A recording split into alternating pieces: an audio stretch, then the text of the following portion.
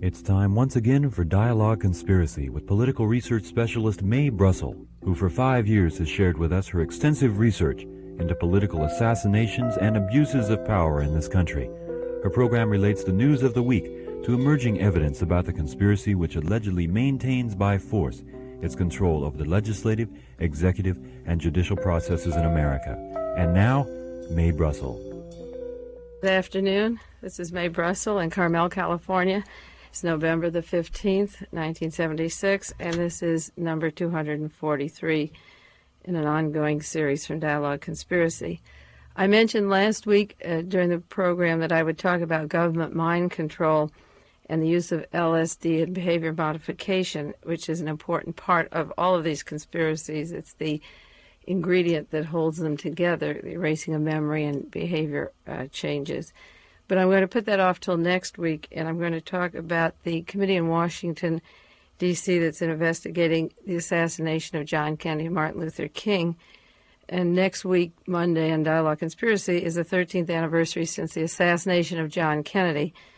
But we'll sort of make some comments on it today in the Carmel area because these tapes go to other areas, and they'll be playing it just about the time of the anniversary of Kennedy's assassination.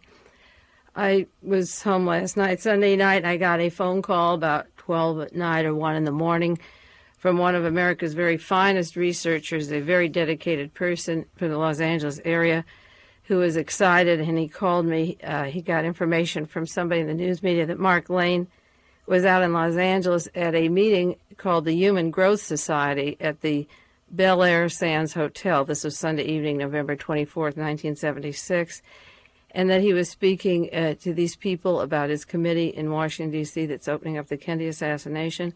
And he had spoken at a bank Friday in the same city. And among other things that he said to the group was that he helped bring Richard Sprague to head the congressional investigation that's going on in Washington that will proceed as soon as the inauguration is over, probably with full speed. But there is this congressional committee opening up the Kennedy assassination, the Martin Luther King assassination. And Mark Lane told them at this meeting, he said, these are quotes as close as I could get. I understand that Mark denied saying them on Sunday, but he said them on Friday, and I heard from somebody who was there Sunday. He said, I'm on the inside of this investigation, and I'm monitoring who the nuts are, because if there's anything I know well, and I've been here from the very beginning, it's the nuts and the crazies. And I will see that that committee in Washington does not get 1 ounce of evidence from them. And that starts with Mae Brussell and Sherman Skolnick. And that's Mark Lane in Washington, D.C., advising the committee. And I have the address and the phone number I'll give you later to write Richard Sprague, who's heading the committee, if you're interested, and write to Sherman Skolnick in Chicago.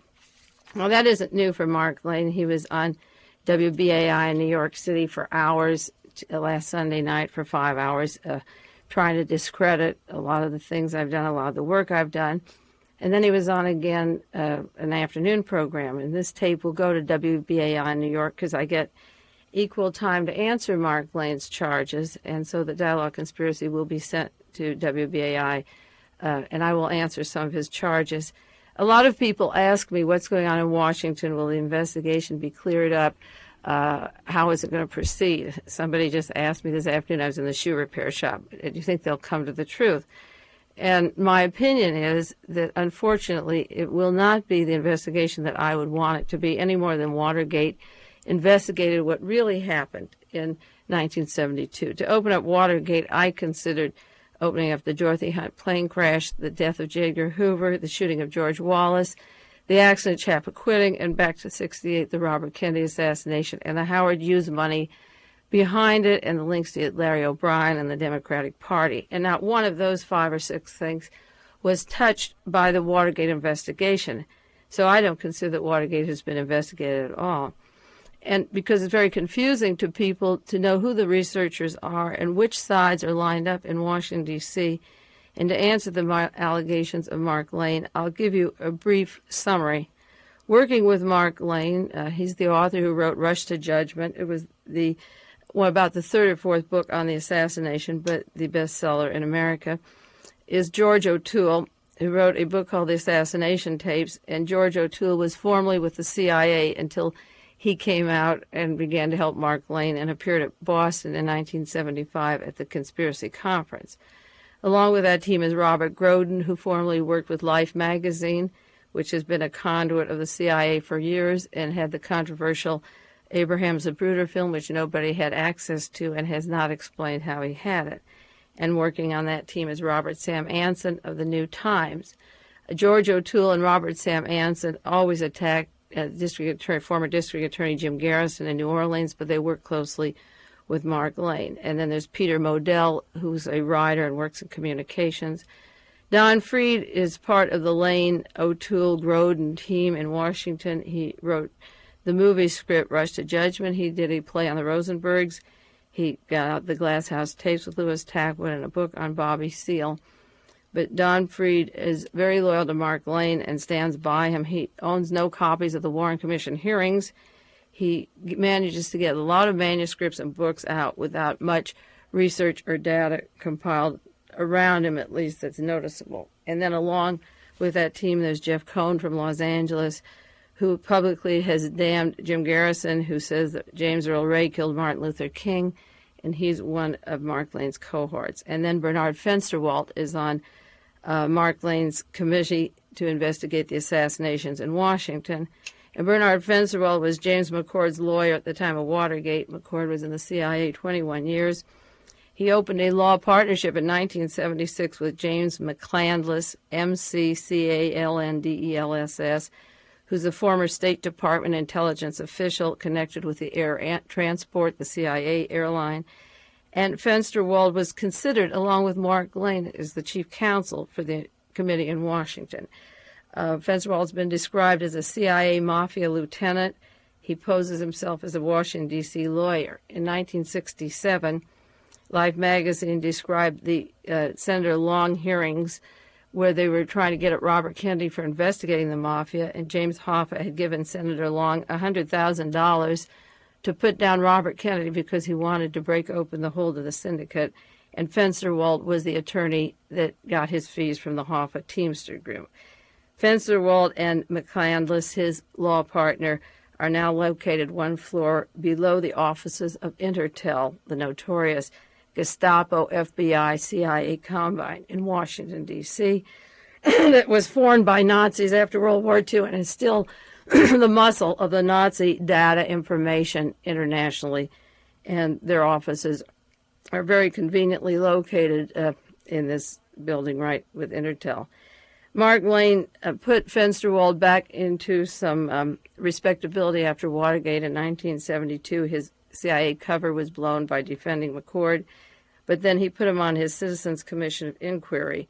So you have Mark Lane, the author of Rush to Judgment, and George O'Toole with the assassination tapes, and Robert Groden and Peter Modell, who got a book out on the John Kennedy assassination, and Robert Sam Anson, who wrote They've Killed the President, and Don Freed. And these men have published by major publishers. They have been accepted by the major media, and they become the spokesman.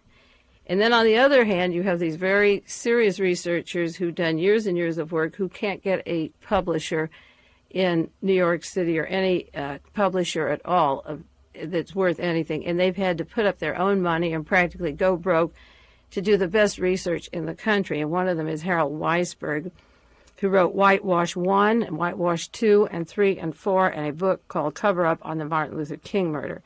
Harold Weisberg is perhaps one of the most detailed, finest investigators in the country. He is fighting with Mark Lane the same way that I am, but Lane doesn't attack him on the air as being responsible. I'm the one that he has singled out for the harshest criticism along with Sherman Skolnick, and I'll tell you why. Then Penn Jones in Texas has published Forgive My Grief 1, 2, 3, and 4. Those are 4 volumes. Self-published again, paperback, had to do it himself, and it was in his early books that he mentioned that Mark Lane's Rush to Judgment was funded partly by Clint Murchison, and that there was a definite conflict of interest in who was behind Lane very early in the conspiracy game. It was Penn who wrote that early, among the first researchers to catch that something was weird about this book and who was behind Lane. Bob Cutler up in Massachusetts has written Crossfire. He's written a book on the Bullet 399. He's written You, the Jury on Chappaquiddick. and Cutler has had to put up his own money for his own books. And the other Richard Sprague, who is not the investigator now in Washington, D.C., who's written many, many articles for computer and automation, and it's now called People in Pursuit of Truth, has a book out which is $10 called The Takeover of America 1, 2, 3, and he had to publish it himself also, and that's now available for $10. And Ted Gandolfo has the best collection of recorded history since the last 13 years of various witnesses and radio and TV interviews, everything that has been said over the air that could be used for the committee to show later if witnesses perjured themselves is available to the committee. But Mark Lane has sworn that Gandolfo's material can't be presented any more than Mae Brussell's. And then there's my 26 volumes of cross-filing that I took 8 years to do of the Warren Commission work showing the errors, the inconsistencies, the perjuries, as well as the taped radio shows and the articles I've done for The Realist and Playgirl Midnight. And Mark Lane will not allow those to be submitted to the committee. And Sherman Skolnick has done invaluable work. He is the other brunt of Mark Lane, who nationally, from coast to coast, everywhere he goes, is calling crazy. And Sherman Skolnick has done a monumental work in Chicago on Clean Up the Courts. He has a committee. He has taped in radio broadcasts. Sherman and I are the only two people who have been in front of the media for 5 years, constantly hammering away with our facts on the conspiracies, and nobody has challenged us or dared take us to court.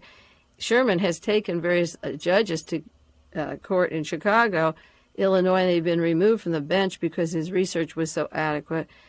He's done extensive work on the Dorothy Hunt plane crash, on the plans to kill John Kennedy, November 1st in Chicago, involving the Secret Service agent Abraham Bolden. He worked in the Chicago conspiracy trial trying to find out which were the agent provocateurs in his own area. And Sherman has committed the no-no, the two areas that I have done, and this is one reason that we're singled out by Mark Lane, is he has spent extensive time separate from me, but his work overlaps mine on mind control of the United States, on the MK Ultra plans and the control of human behavior. And he also has done extensive work on the American Nazis that were brought from Germany, not the Rockwell Nazis, but the other Nazis. And you can write to Sherman Skolnick. His address is 9800 South Oglesby Avenue, Chicago, Illinois, 60617. And you can send for his bibliography.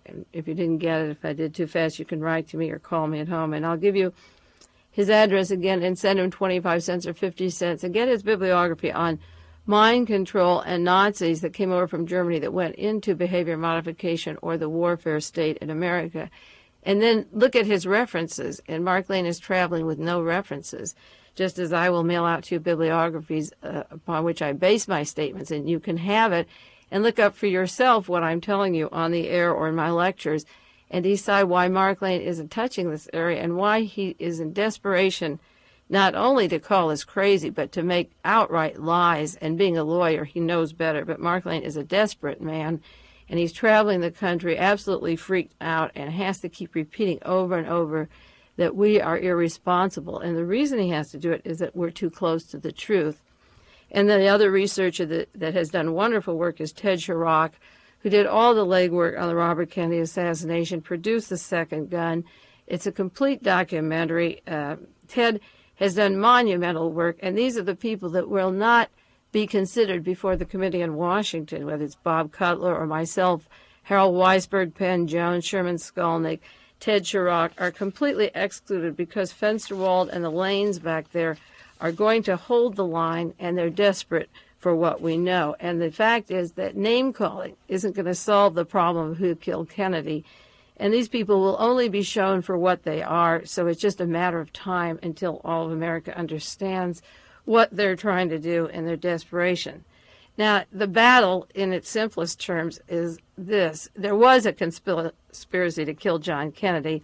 All you have to do is read the Warren Report and part of the 26 volumes of hearing and testimony to realize that. And the first cover story of the Central Intelligence Agency in this battle, working with the FBI, was that Oswald did it alone, that he hated society, he was jealous of the rich. Now, as the years went on and new exposures were about to come out, there were other levels of cover stories. One, Castro did it. There was a new article in the paper this week. You saw it. It went over out of the Washington Post that Lee Harvey Oswald was at the Cuban embassy in Mexico, and he told them he was going to be involved in killing Kennedy, and J. Edgar Hoover slipped this in his desk, and after he's dead since 1972, this is 4 years later, Mr. Levy says, let's keep pursuing these files, and comes across this planted, falsified, forged document of Lee Harvey Oswald. If it existed at all, it means that J. Edgar Hoover was hiding the complicity of Lee Harvey Oswald and Fidel Castro in killing Kennedy, and I'm sure that he would have been as anxious to go after them as he was Alvin Creepy Karpis, because all of Hoover's cohorts had gambling and mafia syndicate connections in the Havana, Cuba area, and he would love to have put Lansky and his buddies back into power. And what better way to do it than to pull out the old Oswald did it with Castro and really pin down who killed John Kennedy, make J. Edgar Hoover a hero, and go back and invade Cuba and charge Castro with this crime. So this is delayed evidence, but this is one of the cover stories that Castro did it with Oswald and Jack Ruby. Then if evidence goes too far out of hand, there's certain agents of the CIA that are saying, no, the anti-Castro Cubans did it for a vengeance against the Bay of Pigs operation. And they did it with the mafia, so they can bring in John Rosselli and Sam Giancana, who are dead. And then their CIA agents were killed last year, Sheffield Edwards and William Harvey. So they have those dead people. And then there's other dead people like Allen Dulles of the CIA and J. Edgar Hoover, the CIA, of the FBI, and the oil people, Mr. Murchison, and you have Mr. Helms, or Mr. Hunt, rather, down in Texas. You can blame him. So you have a list of 6 or 8 dead people that the committee can play around with or work on at that grassy knoll area, and still the conspiracy isn't fingered at the highest levels, say the Gerald Ford cover-up, the Richard Helms cover-up, the E. Howard Hunt involvement. The most important men of American history, Richard Nixon, Gerald Ford, Richard Helms, and E. Howard Hunt, are still alive.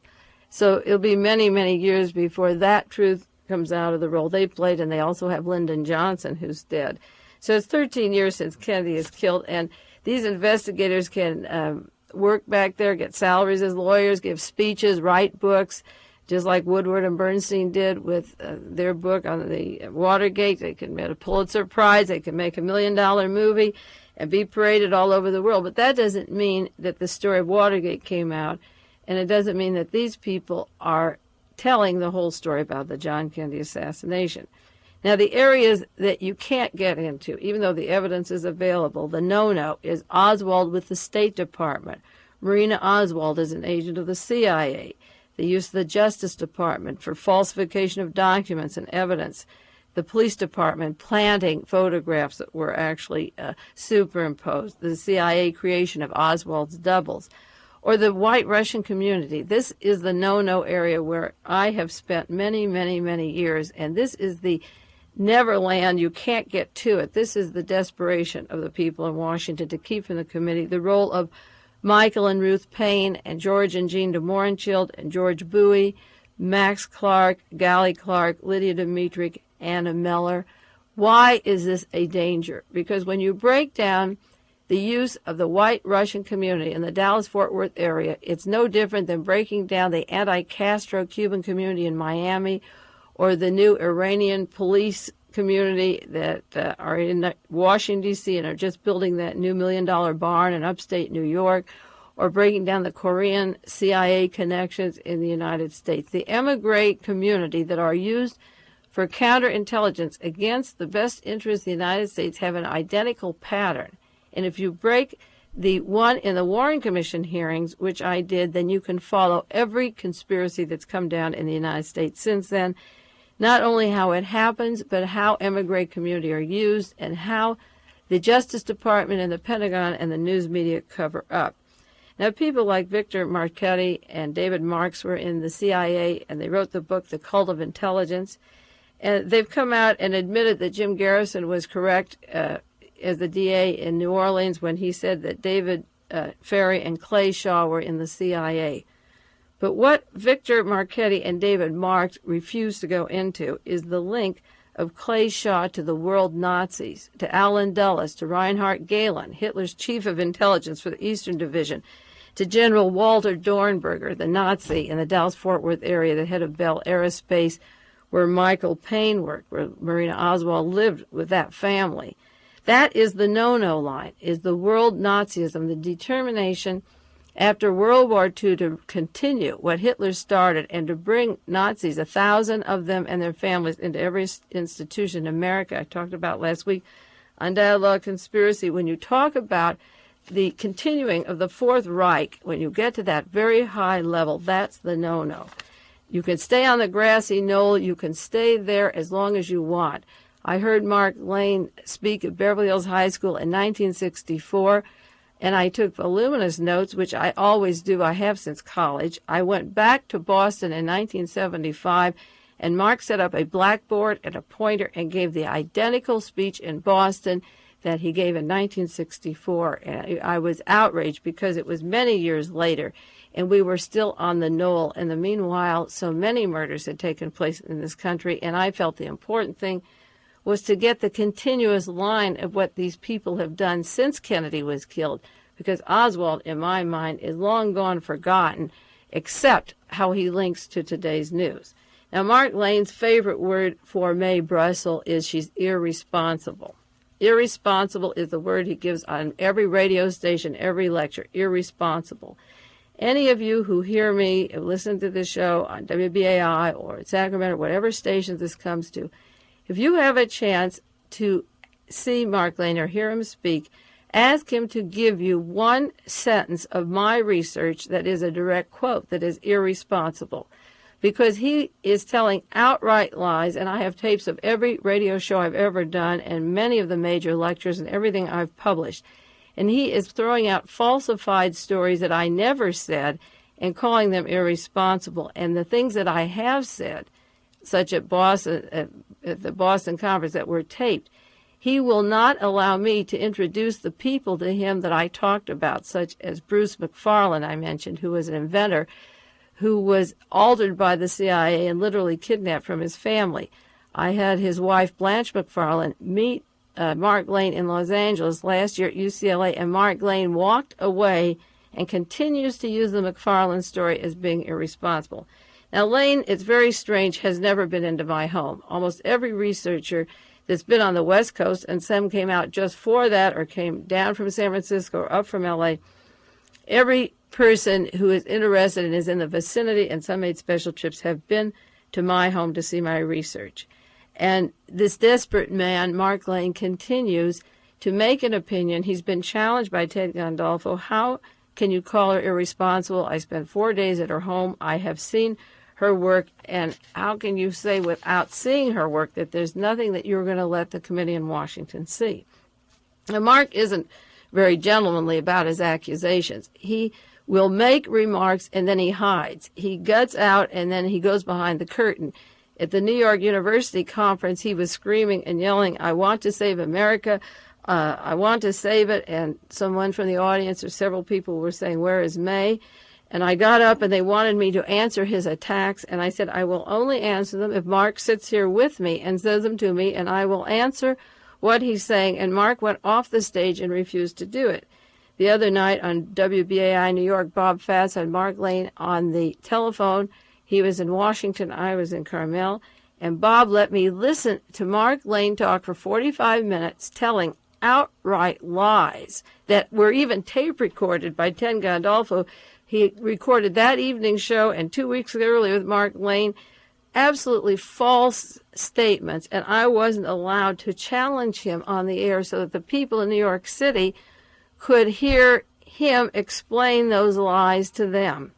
So that while he was talking, I had to listen, and then I could get back on the air and say things. But that isn't what I want to do. I do not want to talk about him. I want him to meet me on the same program or else shut up, because he continuously goes about these attacks. Now, Mark Lane was doing serious work when Kennedy was killed, or I assume he was. I don't know who he was or where he came from. Another one of his stories is, Mae Brussell calls me Boris, and I come from some other country. I have never said it. No person has ever heard me. There's no tape recording of it. I've called his office and denied it, and yet if people go to research in Washington, D.C., they say, well, we can't accept Mae Brussell's material. She calls Mark Boris. That is typical out of Philip Agee's book, Inside the Company, when he describes how the media operates. I know that book quite well, and he tells how the media works to discredit somebody. He says they take false information and attribute it to a real source and continue saying it, and it can't be attributed, but they repeat it over and over. And Mark is doing this kind of thing with that Boris.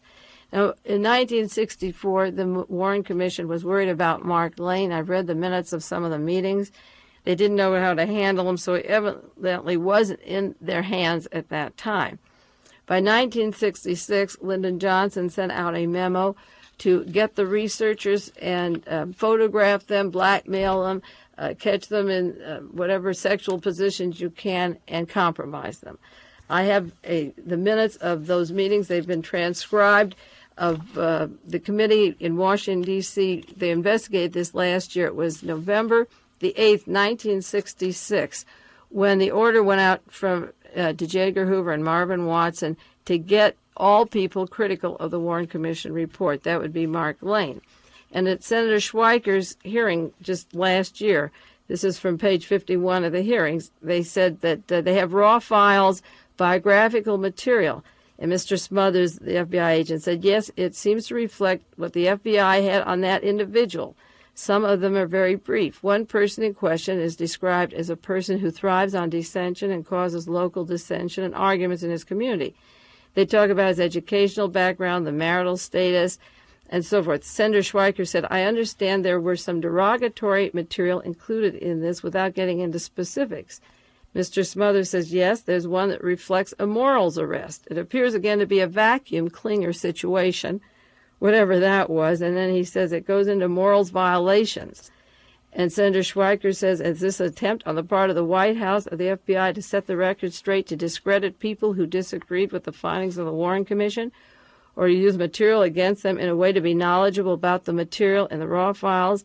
And Mr. Smothers said, to be fair, I don't think they were asked to make use of it, but they were asked to provide it, and every indication is that the FBI provided it. They took no steps further to disseminate it, but the White House had it. And Senator Schweiker said, so that the request initiated from the White House, that's not an internal FBI request, it came from the White House. And he said, that's right. And Schweiker said, I think it's very interesting because it indicates to some extent that you became an intelligence target of somebody or interest, certainly if you disagreed with the Warren Commission. I think we have to ascertain if the material was used in some way. There certainly have been some allegations that this material was in fact used in some way. Whether it was in fact used by the White House or somebody else, we have to find out. Now that was Senator Schweiker last year wanting to know, and I did hear that Mark Lane's name was among those people, and the material is in the hands of Hale Boggs' widow, Mrs. Boggs, and I think it's very important to know if Mark Lane's name is among those morals charges. For this reason, I'm sick and tired of his lies, and I'm sick and tired of his insults. You see, I have nothing to hide. I have nothing at all to hide that anybody can pull out and say, May, stop your work. You're going to embarrass your family. You're running for office. You're going to lose your law degree. You'll be smeared. I have nothing to hide. And I challenge Mark Lane to stand up and let us know if his name's among there, because there's no reason for him to be spearing me and Chairman Skulnick unless he has something to hide, because we have done some of the best research in the United States, and I think it's time that we find out whether the morals charges applied to him, because his name was mentioned in other documents at that time period, and that's when Mark Lane began to change personality. Now, Mark Lane had said on WBAI that Mae Brussell asked to work with him and said that I worked with Mark Lane for 11 years. That is a total, absolute lie. He can't find one lecture, one witness, one tape recording, and most of the things I've said have been recorded, that I ever said I worked with Mark Lane for 11 years. I heard Mark Lane at the Beverly Hills High School in 1964. I had no contact with him at all until 1967 when I went to New Orleans to see Jim Garrison, who at that time had arrested Clay Shaw. When I walked into the room in New Orleans at the DA's office, Mark Lane walked out the door, 1967. I had dinner, went to Jim Garrison's home, spent 3 days in New Orleans, and never saw Mark Lane. And he never said, why did you come here at your personal expense of $300 or $400? You brought evidence for Jim Garrison. I had called Jim Garrison's office from Carmel, California, and said, look up the Riley Coffee Company. Really, Harvey Oswald got his CIA money there, but he didn't work there. And in 1975-76, we find out the Riley Coffee Company was funded partly by Mullen Associates, the CIA front in Washington, D.C., that was involved in the Watergate. And I knew that Riley was Oswald's dummy front place for money. And I went to New Orleans to help Jim Garrison, and Mark Lane never said in 67, why are you here? Now, in 1975, there was a conspiracy conference in Boston. I went to that conference, and Mark Lane told another lie on the radio in New York. He said that I came up to him and said, are you Mark Lane? And started talking to him. Absolute lie. I flew into town. There was a radio program from about 9 to 11. Mark Lane, Don Freed, Penn Jones, and myself. My airplane didn't get in until 8:30. They met me at the airport. I came right in. The men were very friendly, all gave me a big kiss. Hello, mate. We did the rest of the 2-hour show, went out to dinner at a Greek restaurant directly across the street. And I didn't have 2 words to say to Mark Lane. I brought him some documents from the National Archives, which I didn't believe he had, that even involved him or mentioned his name. He refused to accept them. And I did not see Mark Lane to talk to him at that conference, except to sit next to him at the table. Now, Mark Lane got on WBA last week and said, at the Boston conference, Mae Brussell got up there, and the things she said were so embarrassing and laughable and pathetic. I was really feeling sorry for her. Everyone was laughing at her. Not true. I called Dick Gregory last week when I heard what Mark was saying. I said, Dick, did you remember the conference? Dick Gregory and Flo Kennedy sat in the room where I was lecturing, not where the others were. I said, did you hear what happened? He said, yes. Did you like the research? Yes. And he described my research as compared to the other people. I said, will you call BAI and tell them what you heard? It was after the Boston conference at the conference that I met Flo Kennedy and met Bob Fass. Bob Fass from BAI was so impressed with the whole conference, he played my tapes over and over again. And after that, I made friends at WBAI in New York, hundreds of them in New York City, so that in April, when they had a conference at New York University, and Mark Lane said he wouldn't appear with me, it was BAI and the Elgin Theater that set up a lecture for me, and there were about 700 people there that morning. It was crowded. And I spoke to them, and Bob Fass introduced me as the greatest researcher in the United States. So evidently, these people were not laughing. The station played my tapes over and over again and didn't think any of that research was funny. And now, a few years later, when he made this remark, Bob didn't even challenge what Mark was saying about the Boston conference. And yet, through that Boston conference, I met many, many fine people. It turned me on to many researchers from the eastern area and some that had come out from other areas. And it was a turning point in extending my work from the West Coast here to the East Coast. Mark Lane has said that I attacked Jim Garrison. Outright lie. Never in my life have I attacked the district attorney, former district attorney Jim Garrison. In the first printed article I ever did, Why Was Martha Mitchell Kidnapped, in the Realist, I included the part about Jim Garrison being attacked by Pershing Gervais and the Justice Department. I included Jim. The whole back page of my article included Jim. I've never in one radio show or one written article or interview at any time attacked Jim Garrison, and I've had tremendous respect for him. Yet Mark Lane travels and works with Robert Sam Anson, Jeff Cohn, George O'Toole, who constantly publish articles. O'Toole puts down in articles Jim Garrison. Jeff Cohn puts down Jim Garrison. Robert Sam Anson puts down Jim Garrison. And those are Mark Lane's cronies. And yet he gets on the radio or goes around the country telling outright lies when he's really associating with the people who are doing what he's accusing me of.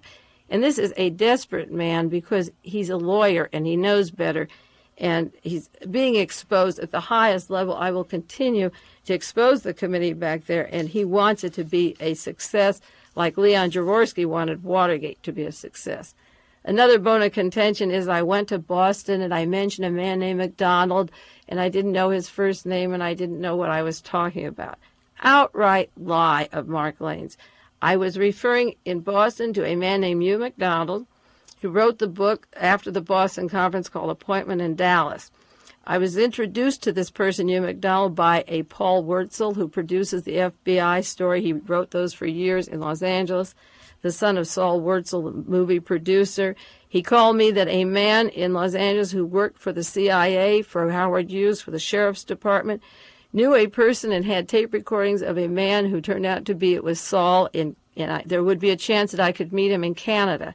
And I asked various people, other researchers, to go up there. I didn't think as a woman alone and not having the money to go there it was safe. But I told them at the conference about Saul and that he was available. And then finally, Hugh McDonald wrote his own book, Appointment in Dallas. But that was the McDonald. The McFarlane I was talking about was Bruce McFarlane, former director of the Electronic Research Laboratory. He had an outfit up here in the Bay Area, in Loma up here, called Project Mascar, which was low-cost, non-toxic, 100% pollution-free, smogless fuel for automobiles. He directed laser beams to the moons. It was one of his ideas. He invented death rays from the lasers down to the ground that are being made right now at Hunter Liggett. Bruce McFarlane was taken by a woman, atypical fashion, removed from his family, was altered psychologically, reduced semi-vegetable. The government has taken his inventions.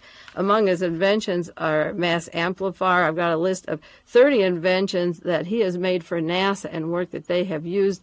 And he used to work at the Lawrence Lab up in Berkeley, in that area, I understand. His wife lives in the Los Angeles area, and she was desperate to what happened to Bruce McDonald, which has happened to other researchers, and I took the liberty of introducing her to Mark Lane to clear up what he was saying and smearing about me, and he walked away and refused to see this woman who is a very intelligent, fine person, and refused to understand what was happening. One of the things he talked about last week on the radio as being totally irresponsible is that laser beams come down and are used as weapons. That Mae Brussell says these things. I got a call yesterday. I was talking to a man who works at the Monterey Herald who had an article 2 months ago in the paper here who is very concerned about Hunter Liggett, which is Monterey County, which is making laser beams as weapons to kill people.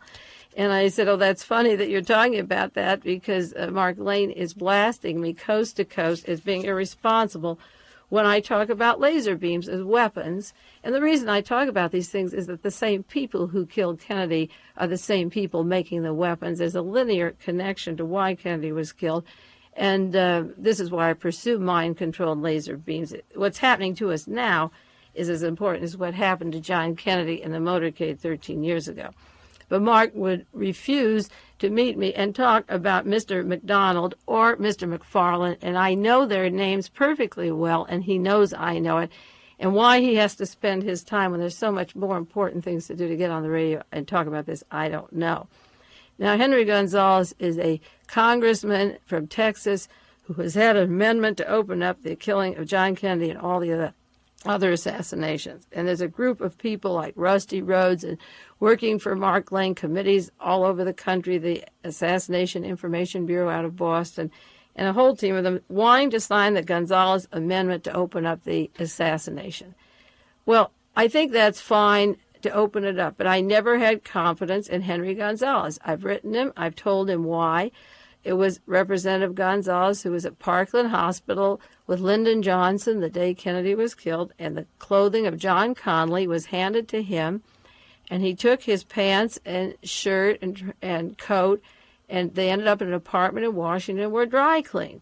Now, I feel very uneasy about this. If there was a Mr. Jones and he was given the order to destroy the John Kennedy automobile, which was destroyed as a big piece of evidence in this giant conspiracy, and then Representative Jones wants to find out who killed Kennedy, I think you'd have a good, healthy suspicion of where the car went. And I think that if Representative Gonzalez is going to open this up, he owes it to us to tell us the full chain of command about the Connally clothing, because the whole bone of contention is that the bullets came from the front, the fatal bullet came from the front that killed John Kennedy, and not from the Texas School Book Depository. And I've never been willing to get people to sign an amendment with Gonzalez's name on it until we found out how the clothing were destroyed. It's just simple logic, and I feel that he owes it to us to explain that and be the first witness before any committee, particularly one bearing his name. Now, Sherman Skolnick and I are the brunt of this attack that keeps going on by Mark Lane. And this, after 13 years' work and research, it's really pitiful. We're the only two people who independently, as I say, separately, have gone into the area of the mind control and into the Nazis in America that directly link to the past assassinations. And one area of Nazi that I'm concerned about is a Walter Dornberger, who was at Bell Aerospace, as I say, that Michael Payne worked for, and Lee Harvey Oswald stayed at that home. Dornberger was listed in the book Project Paperclip as being a #1 menace to the free world, that he had intentions of keeping this Hitler Nazism alive, and in England they wanted to send him to Nuremberg and hang him. But Mr. von Braun, Werner von Braun, said, no, I have to bring him to the United States. And NASA has been named as part of this grand conspiracy. And I think the role of von Braun and Dornberger is terribly important. And I want to know who is protecting those Nazis, and I want to know why, and why the name crazy is applied to people who bring this out. The accusation that Mark Lane has been making is that Mae Brussell is hurting the committee. It's McCarthyism all over, that I could be an agent of the CIA, that Ted Gandolfo is an agent of the CIA. That is just totally wrong, and he knows it.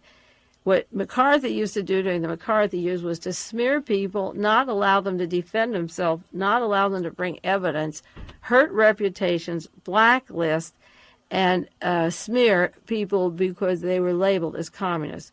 What I want to do is to meet Mark Lane or Robert Groden or Peter Modell or George O'Toole eyeball to eyeball and debate them on this entire assassination saga and ask them why the case of Albert Osborne, who sat with Lee Harvey Oswald on the bus going to Mexico, isn't as important as Bullet 399, or the fact that Osborne wrote the handbills, Fair Play for Cuba, that Lee Harvey Oswald was distributing. And I want to know the full story of the Lee Harvey Oswald saga. I want to know the house on Neely Street that was a CIA safe house.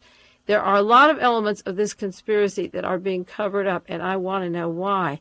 So I don't go around smearing people. I think anyone who's listened to the show for 5.5 years or 1 year or 1 month knows that I mention a lot of names every week, but I will give you books and references to read where you can look it up and figure it out for yourself. And if you challenge my information, you can call me or you can correct me. It's very interesting that after speaking at various colleges around the country and doing radio interviews around the country and doing continuous radio shows, that my facts have not been challenged, and I have not had to backtrack on anything that I've said in 5.5 years, on not one thing. If you have any question, you're always invited to call, to write me a letter. What I get when I talk on these programs is more information. People call me from around the country, continuously doing work from Florida, Pennsylvania, Houston, Texas, from Los Angeles area. I have a map in my study, and I have the names of these very fine people that are behind finding books and records and documents that have followed the feelers or the questions I've asked, and they fill in the pieces, whether in Salinas and Carmel. And it's sort of like the production of Chorus Line. Behind the superstars of the conspiracy research are literally hundreds of loyal people reading these books that are coming out, cross-filing them, cross-referencing them. Now, it's a shame that Mark Lane says that Mae Brussell is hurting the movement. The movement of research is a bowel movement. That's all it is, and that's all I have to say to him. Investigating a cancer cure or a book on the life of Adolf Hitler by Toland is a research project. It's not a movement. I'm not a movement. If you want to find the cure to cancer, there's no cancer movement. And what's going on in Washington is nothing but a big movement, a bunch of turds and a bunch of diarrhea. And the fact is, if I sound angry today, I'm disgusted that after 13 years, that this man is so desperate that he will not meet face to face, that he speaks and runs, lies, falsifies the truth, where documents and tape recordings of conversations shown to be a pathological liar. So I have a lot more to say about Mark Lane. I hope I don't have to spend any more time on Dialogue Conspiracy about it, because we want to get on with the facts of the case, and that's all that really matters. So that's all for today. If I sound angry, I am mad. I'm mad getting called early in the morning and being told the man is still bad-mouthing this kind of crap. Well, we'll be happier next week. We're going to talk about mind control for sure. Take it easy, and that's all for today on Dialogue Conspiracy. This has been Dialogue Conspiracy with political research specialist Mae Brussell, who for many years has been researching the facts behind political assassinations and conspiracies in this country. Dialogue Conspiracy originates with KLRB-FM in Carmel, California.